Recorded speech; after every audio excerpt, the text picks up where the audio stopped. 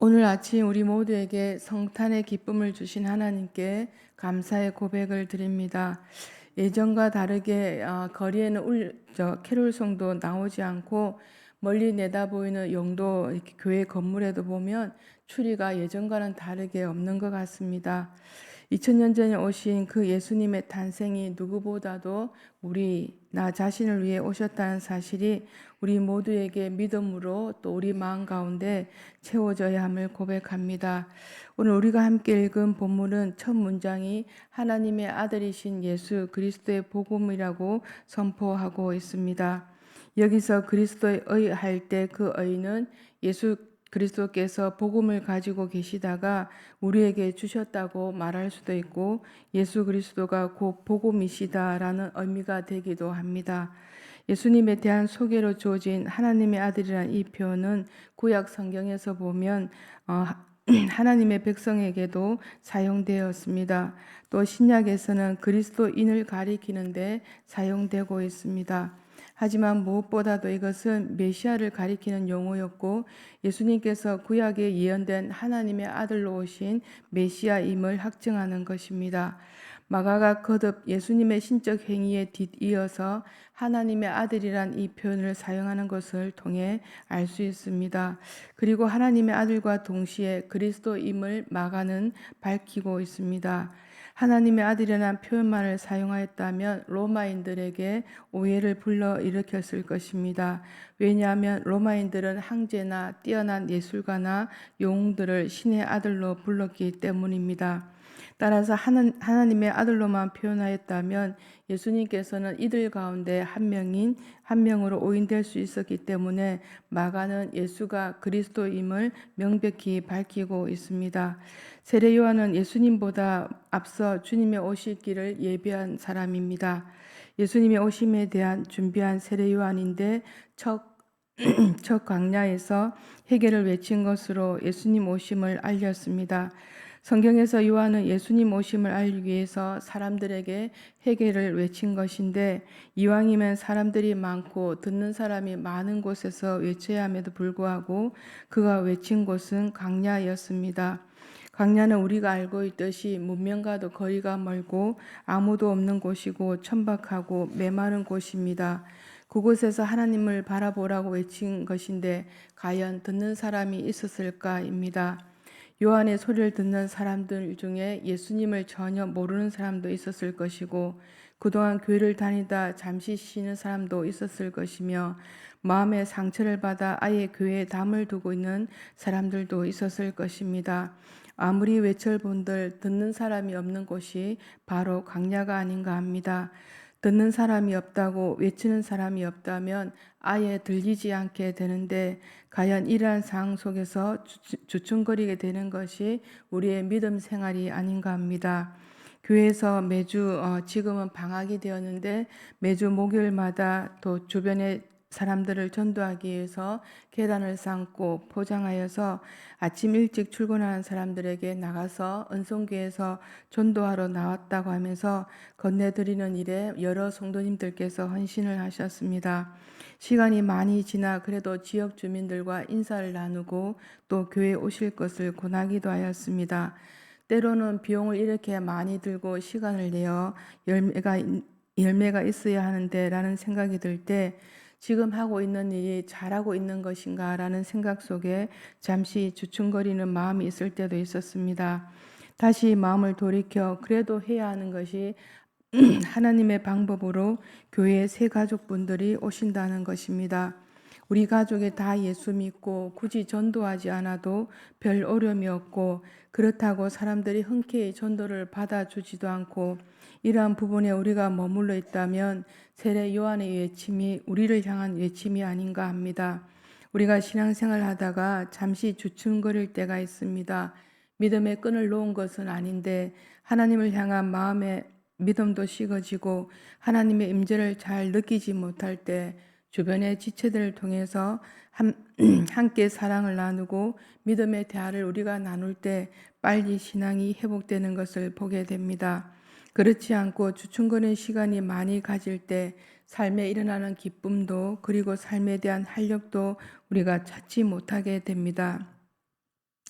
혹 나에게 이러한 시간 속에 계시다면 우리 주변의 많은 지체들에게 손을 내밀어야 합니다. 나의 손을 잡아줄 하나님의 마음을 품은 지체들이 우리 주변에 꼭 있습니다. 함께 믿음의 대화를 나누고 삶을 고민을 기도할 때 회복될 것이라고 고백합니다.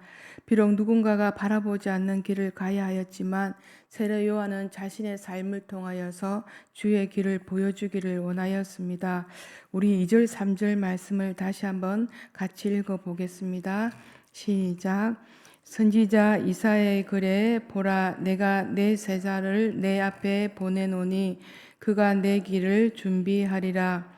강야에 외치는 자의 소리가 있어 이르되 너희는 주의 길을 준비하라. 그의 오실 길을 곧게 하라. 기록된 것과 같이. 아멘. 우리가 성경을 통해 잘 알고 있듯이 세례 요한은 낙타 토롯을 입고 허리에 가죽띠를 띠고 석청을 먹었다고 나옵니다. 그가 편안한 삶, 안전한 삶, 맛있는 음식을 선호하는 것이 아니라 어떻게 하면 하나님께 더 가까이 가야 할까라고 고민한 사람입니다. 그가 안락하고 자신의 삶을 누린 것이 다 누렸다면 과연 하나님을 외칠 수 있었을까? 그러한 삶이었다면 외치는 그의 소리에 사람들이 과연 마음을 열 수 있었을까입니다. 여기서 강렬한 세례 요한의 주요 사역지였던 유대 강야를 가리키고 있습니다. 궁극적으로 당시의 이스라엘 영적 상태, 곧 부패하고 타락하여 마침 식물이 자랄 수 없는 불모지와 같이 된 이스라엘 형편을 상징한 것으로 묘사된 것입니다. 세례 요한은 마치 이처럼 강야와 같은 이스라엘 중심에서 회개를 전파하고 또 세례를 전파함으로 이스라엘 백성들로 하여금 그의 뒤에 오신 만왕의 예수 그리스도를 맞이할 준비를 갖추게 한 것입니다. 예수님의 삶을 들여다보면 편안한 삶, 안전한 삶이 아니었다는 것을 우리는 성경을 통해서 볼 수 있습니다.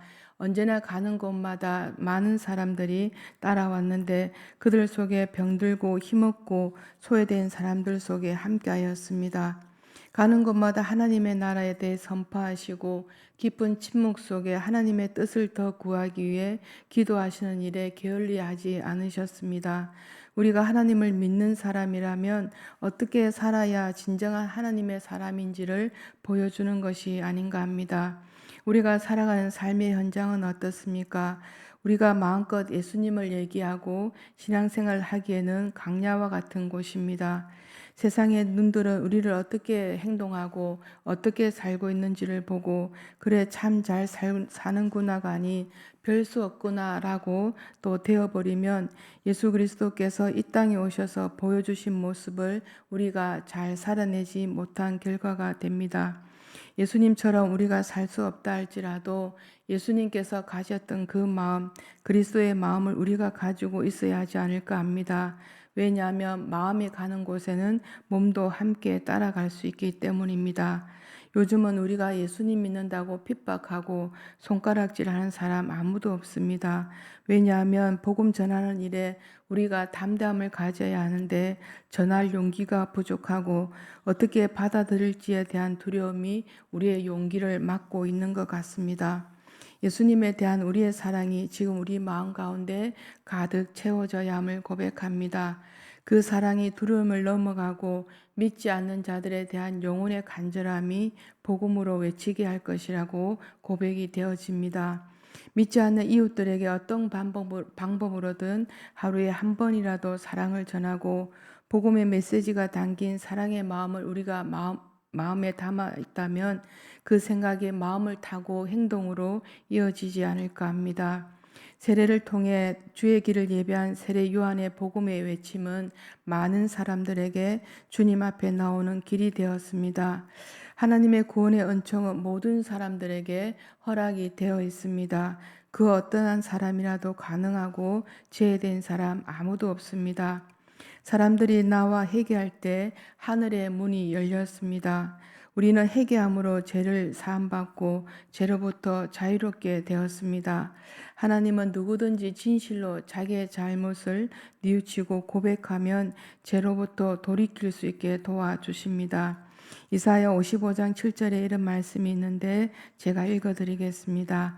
악인은 그의 길을 불의한 자는 그의 생각을 버리고 여호와께로 돌아오라. 그리하면 그가 긍휼히 여기시리라. 우리 하나님께로 돌아오라. 그가 너그럽게 용서하시리라. 아멘. 이와 같이 회개는 사람들이 사람으로 멸망에 이르게 하는 죄의 문제에서 해결하는 통로가 되어줍니다. 이것과는 달리 말하며 회개를 통해 죄인된 인간이 영생하는 하늘나라에 들어갈 수 있다는 말이 됩니다. 그것은 하나님과 인간의 교제를 가로막는 그 장애가 바로 죄인데, 이러한 장애를 제거하는 방편으로 하나님께서 마련해 주신 것이 바로 회개이기 때문입니다. 세례 요한은 자신을 가리켜 예수님을 향하여 나는 그의 신을 풀기도 감당치 못하겠나라고 고백하고 있습니다. 세례 요한은 자신을 주목하는 사람들에게 자신은 메시아가 아니고 다만 그분의 길을 예비하는 사람임을 분명히 우리에게 밝혀주고 있습니다. 당시 세례 요한의 사역지를 지켜본 사람들은 그가 혹시 메시아인지 아닌지 생각을 하게 되었습니다. 그래서 세례 요한은 밝히 나는 그리스도가 아니므로 밝히 말함으로써 사람들의 시선을 자기 뒤에 오시는 예수님에게로 집중하게 만들었습니다. 세례 요한은 자신의 사명과 자신의 분량을 알고 이에 충실했음을 우리는 보게 됩니다. 세례 요한의 사역 자세는 모든 사역자와 성도들의 신앙생활의 기본 자세가 되어야 함을 보여주고 있습니다. 많은 사람들이 자신의 명성이 높아지면 분량 밖의 자랑을 자연스럽게 하게 됩니다. 우리 마음 안에 채워지는 것이 무엇인가에 따라 우리의 신앙의 생활의 본을 보여지게 됩니다. 우리는 예수 그리스도 오심을 매년 성탄절을 통해 다시 한번 되새기고 있습니다. 우리 안에 내주하시는 그리스도 그분과 우리의 삶이 하나가 될 때 우리의 삶을 통해 그리스도를 증거하는 삶을 살 것이라 고백되어집니다. 우리 삶 가운데 찾아오신 예수 그리스도 그분이 우리를 찾아와 주셨기에 우리가 이 땅에 살아갈 때 진실로 값진 삶을 살 수 있다고 고백합니다. 우리는 무엇을 통해 주의 길을 열어 가실런지요. 주와 동행함으로 우리의 삶을 통하여 주님을 널리 전해지기를 소망하며 그 일에 우리 모두가 마음을 담아내고 또 성탄절을 통해서 주시는 은혜를 우리가 새해를 맞이할 때 우리 모두가 더 하나님께 더 가까이 나가는 삶이 되시기를 간절히 기원드립니다. 기도드리겠습니다.